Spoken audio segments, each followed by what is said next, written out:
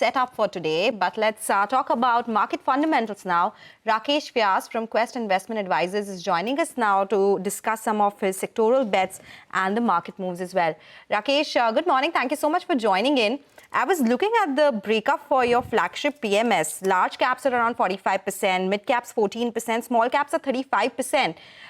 Can you explain that breakup? Because you have more in small caps than mid caps. What's making you more comfortable in small caps versus the mid caps right now? Where do valuations stand right now? Glad to be on the show, Sonal.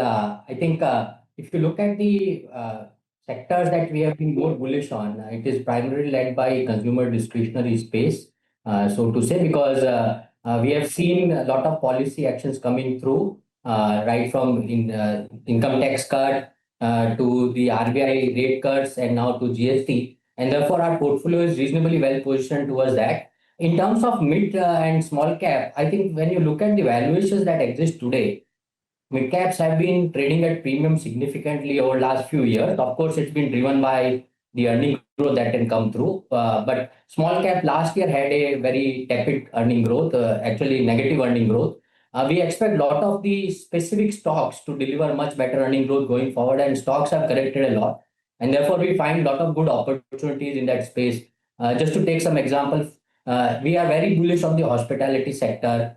One stock which we have significant bet on is a small cap name, but we expect it to deliver. So they last year delivered first profitability for the full year, but we expect this trend to actually accelerate going forward. The stock is actually trading at half of the EV/EBITDA multiple compared to the larger peers, and therefore we remain fairly confident on some of these re-rating to play out. So I think the small cap is primarily more focused on the specific bets in terms of where we see the stock, both in terms of the earning profile and re-rating potential. Are you referring to Samhi Hotels, Rakesh? That's right. Okay, and because in the last 1 year, it's not done too much. I think just up about 2 to 3%. So are you comfortable even investing at this juncture? Yeah, Rima. So if you look at this stock, essentially, so as I said, last year they actually delivered first full year of profit, but they have been actually doing a lot of changes to brands, etc., for their portfolio. And also one of the concerns that this stock earlier had was the leverage. Based on the asset monetization that has come through, and also the platform deal that they went through with the GIC Singapore is actually leading to a lot of deleveraging already. And we expect that this stock essentially will give almost similar or better EBITDA growth compared to peers, but is actually trading at half of the multiples, and therefore we expect this to re-rate. Rakesh, firstly, thank you for joining in. I was just going through some of your names in the list, and among your top contributors for the month of August, most of them are retail names or they are real estate names. The one name that catches my eye is Vishal Mega Mart, and the stock has almost doubled now from its IPO price, 78 rupees, currently around 150 odd. Do you still find comfort at these levels? And also, why Vishal Mega Mart over a significantly larger peer in Avenue Supermarts? Is valuation the only reason? No, I think three things. One, the business model actually almost, even if it is same, the business mix is very, very different between the two. And I think over here we are actually looking at Vishal as more as a value retail player in the apparel and general merchandise business. And we expect this company to have maybe 13-15% space growth every year. And given all the impetus that government has put forward in terms of consumption boost, I think SSSG growth can be double digit, and therefore revenue growth can be in excess of 20-25%. And as that comes through, we believe there will be margin expansion as well, and therefore earning growth profile for these companies could be very strong. And that is why if you see, we have been fairly bullish on the small ticket discretionary plays, right from the food delivery, quick commerce to value retailers in terms of Vishal, Trend, etc. And I think although valuations have now caught up, but earning growth trajectory still remains very strong, and therefore we are looking at compounding of our bets there. Okay. I wanted to check with you on your sector allocation. Real estate is around 5.5%. As Hormuz also mentioned, this is one space which has worked really well. But do you think we are towards the end of that multi-year upcycle that we saw in the real estate space? Because some dipstick surveys are suggesting that there is a lower demand coming by in bigger markets like Bangalore, Hyderabad. If you can give your insights on that, and which are the real estate stocks you are bullish on and why?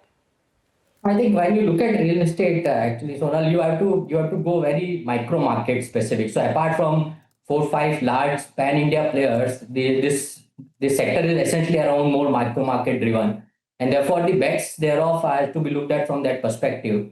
The names that we actually own, one, we have seen a change in the ownership. So private equity firm has entered the company now as a co-promoter. If you look at the NAV of the business per se, the stock is at a reasonable discount to NAV. And we expect that with private equity coming in, we will probably see much more new launches, growth, cash flows, etc. coming through. It's a net debt zero company. And therefore, for growth, I don't think they will probably need to leverage more. And therefore, it's in our case, the real estate per se is more, as I said, more micro market, more name specific. And in those micro market, we still expect that given the brand that these company command, we'll probably see from a low base for their business, because last 12 months or so, across various markets, we have not seen many launches coming through because approvals were very difficult to come by. All of it is going to change now, and therefore we'll see very strong traction going forward. And that's the bet we are having in the name. What about pharma, Rakesh? I see a couple of mid-sized pharma names in your list, be it Piramal Pharma or be it Sequent Scientific as well. Yeah. Where is your tilt towards domestic-oriented pharma companies or some which still have a generic exposure to the US, especially considering the uncertainties with regards to the tariff scenario that would play out? So two different bets there, Omar. I think one is around the CDMO place broadly. And I think in that case, for example, Piramal works very well. They just don't have manufacturing base in India. They have global presence. And therefore, and there is a lot of traction that is coming through. Of course, this year has been challenging for many CDMOs companies. But I think over next 3 to 5 years, very clearly we see very strong growth in terms of revenue as well as profitability. And given that this particular name has underutilized capacity globally, with them getting a lot of traction going forward, the margin profile will improve as well. And therefore, we have bet on that. I think Sequent specific essentially is a bet around the merger that is happening now. And we see this business growing meaningfully well.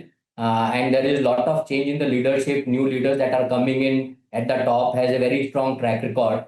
And it's a business where we think that over next 3 to 4 years, we will see growth coming in, not just from animal side, but also from the CDMO side.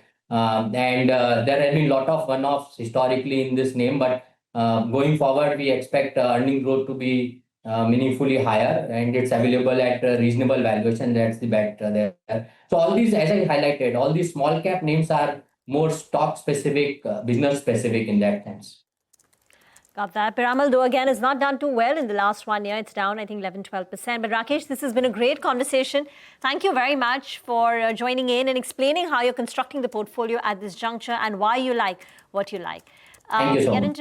Thank you very much. Get into a break. We'll come back with more. Stay tuned.